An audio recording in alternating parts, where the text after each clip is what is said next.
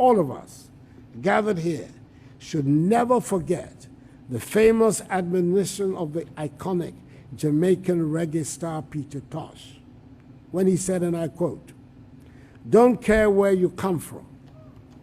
As long as you're a black man, you're an African."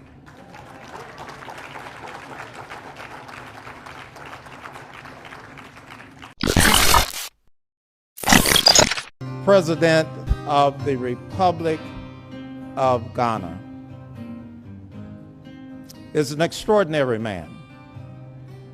He shares our vision that economics and education will fuel the rebirth of the African diaspora, that the people of America, teaming with the motherland, Africa, will create new wealth, new opportunities for our generation and generations beyond. Mr. President has traveled worldwide. He's got extensive background, both as an executive in different levels, an administrator. He's legislated. He has the complete package that has prepared him to lead the proud country of Ghana in the manner in which he's been able to date. I want you to come, sir, as we reach out to you, knowing that the competency, knowing that the confidence that we have in you and for you is such that we know we cannot fail at this mission. Please join me in welcoming the President of the Republic of Ghana, the Honorable Akufo-Addo. And I'm grateful that Honorable Representative Billy Mitchell, President of the National Black Caucus of State Legislators, decided to make me part of this year's events. My first encounter as President of the Republic of Ghana with a group of black legislators from the United States was in 2018 in Washington, D.C., with members of the Congressional Black Caucus. And it was at this meeting that I declared the following year, 2019, as the year of return. Subsequent to that meeting, Congresswoman Nancy Pelosi, Speaker of the U.S. House of Representatives, led in 2019 a powerful congressional delegation to Ghana, which included Congressman Jim Clyburn, House Majority Whip and now Chairperson of the House Select Committee on the Coronavirus Crisis, Congressman Gregory Meeks, now Chairperson of the House Foreign Affairs Committee, Congresswoman Karen Bass, now Chair of the House Foreign Affairs Subcommittee on Africa, Global Health, Global Human Rights, and International Organizations, and the late legendary Congressman John Lewis to join us in the year-long event. She was given the honor of addressing the Parliament of the Republic of Ghana. It was our hope that the year of return would be a joyful and learning experience all around for all of us on the African continent and our kith and kin from the diaspora, especially in affirming our determination that never again should the African peoples permit themselves to be subjected to such dehumanizing conditions.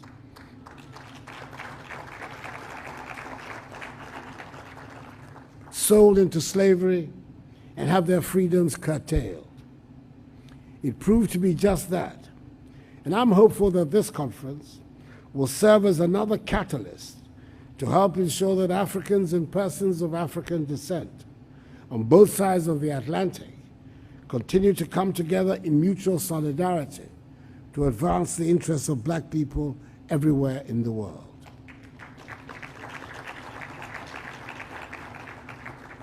Ladies and gentlemen, In the 60 or so years since African countries attained independence, it is true that we have not always lived up to the early promise of our forebears.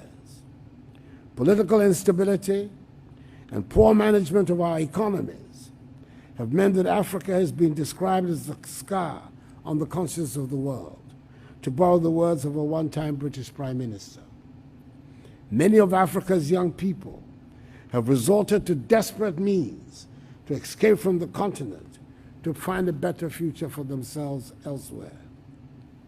This has been exacerbated even further by the onset of the pandemic of COVID-19 and its ravages, which have affected every country on the planet. Yes, we in Africa have mercifully not witnessed the high infection rates and death tolls that some gleefully predicted for us, but which other countries in the developed parts of the world have suffered. In a population of some 31 million, we in Ghana currently have an active case count of 710 persons, with some 2 million persons tested and 5,556,210 persons vaccinated. Our goal is to vaccinate 20 million Ghanaians, that is the entire adult population, by the end of the year.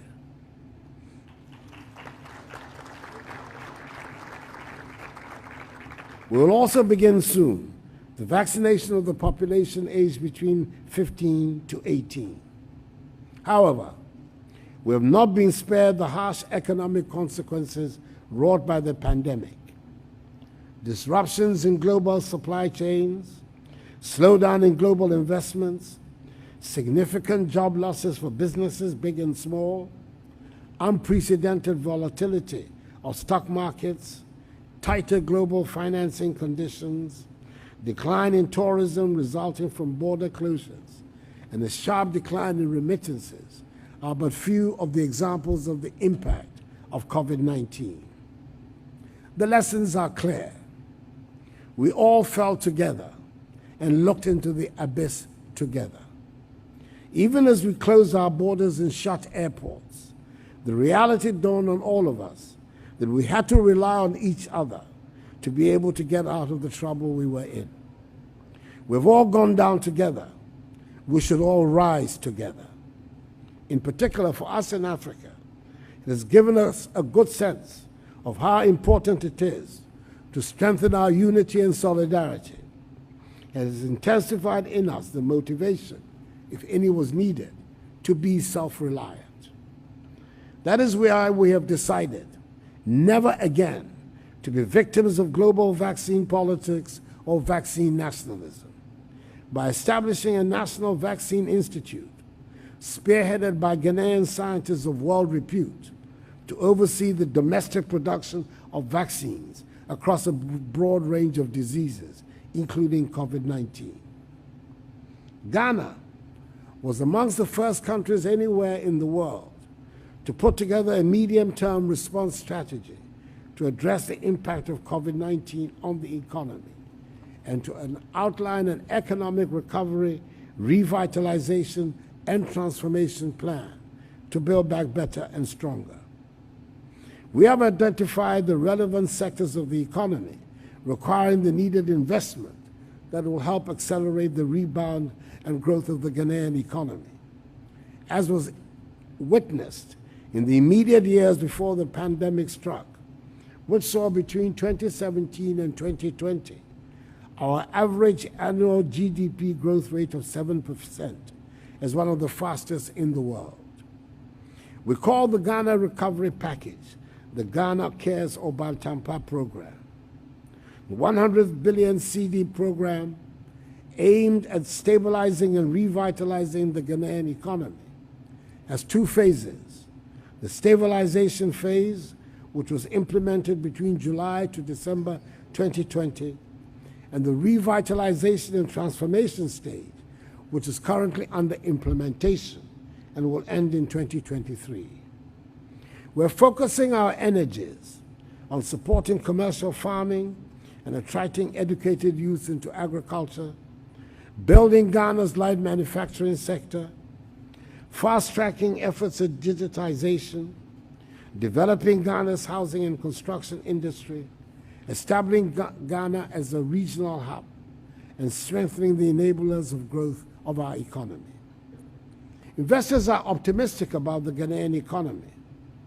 We've done the heavy lifting required to transition our economy into a growth economy and are establishing sustainability and irreversibility. We're spearheading regional integration and cooperation in industrializing in Africa, and currently hosting the Secretariat of the African Continental Free Trade Area, AFCFTA, which comprises 54 states with a combined GDP of some 3 trillion United States dollars. It does look like, despite the very real difficulties posed by the COVID-19 pandemic, we in Ghana are doing some things right and sending out the right signals. Last year, 2020, Ghana recorded foreign direct investment of some 2.65 billion United States dollars from 279 projects. For 2021 alone, the Ghana Investment Promotion Center recorded foreign direct investment of 973 million United States dollars from 173 projects for the first 3 quarters of the year, with large ticket projects in the pipeline to boost FDI flows by the end of the year.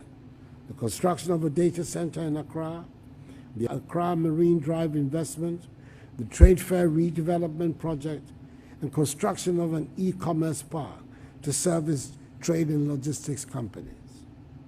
Ladies and gentlemen, easily the most ambitious program we in Ghana have mounted in our dealings with the African diaspora was the organization of the Year of Return in 2019, which was a major landmark spiritual and birthright journey, inviting the global African family, home and abroad, to celebrate the cumulative resilience of all victims of the transatlantic slave trade who were scattered and displaced throughout the world in North America, South America, the Caribbean, Europe, and Asia. It brought some 750,000 members of the global family to Ghana in that year. Ghana's connection with the African diaspora predates our independence. During our struggle for independence, our leaders reached out to the African diaspora. Notable amongst them was Kwame Nkrumah, educated in the 1930s at the famous black university, Lincoln University in Philadelphia, who was to become the first president of the free nation. Some very well-known diasporan Africans came to live in the newly independent Ghana: George Padmore, W.E.B. Du Bois, Maya Angelou, Bill Sutherland, to name but a few. In 1992, Ghana adopted the Pan-African Historical Theatre Festival, PANAFEST, as a cultural vehicle for bringing Africans on the continent in the diaspora together around issues of the arts and culture. To coincide with the 50th anniversary of the country's independence in 2007, and in commemoration of the 200th anniversary of the abolition of the North Atlantic slave trade, the Joseph Project was launched to provide an avenue for healing and cultural exchanges between Ghanaians and the African American community. The Year of Return, held in 2019, has become the pivot around which engagements with the diasporan African family and Ghana revolves.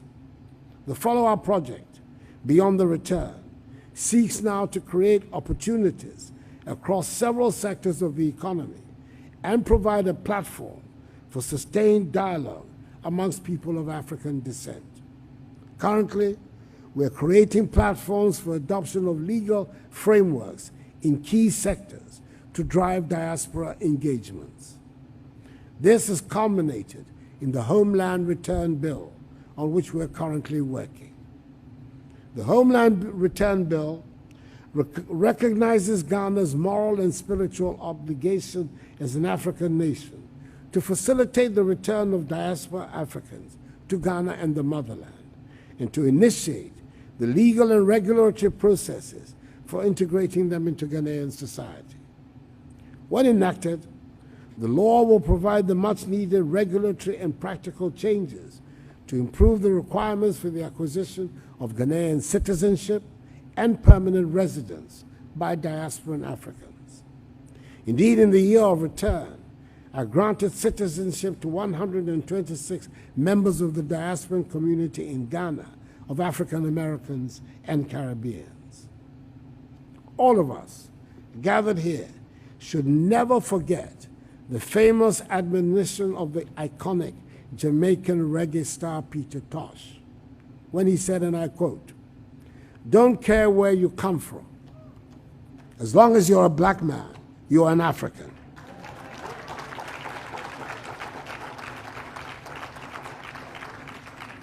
Unquote. We must work together to change the African narrative, what has been characterized too often by a concentration on disease, hunger, poverty, and illegal mass migration. Let us all remember that the destiny of all black people, no matter where they are in the world, is bound up with Africa. I'm an incurable optimist and believe in our capacity to reach these goals. And in doing so, I'm comforted by the words of the great Marcus Garvey when he said, and I quote, "The black skin is not a badge of shame, but rather a glorious symbol of national greatness," unquote. My delegation and I are grateful for the warm reception we have received here in Atlanta. Now is the time to engage each other positively and imbibe in ourselves a deep consciousness and understanding of the goals and history of the African peoples. Together, we can make Africa a place to be proud of, for we must all be aware by now that ultimately all black people everywhere are judged by the success of Africa. May God bless the National Black Caucus of State Legislators, black people everywhere, and us all. And may God bless Mother Africa and make her great and strong. And thank you for your attention.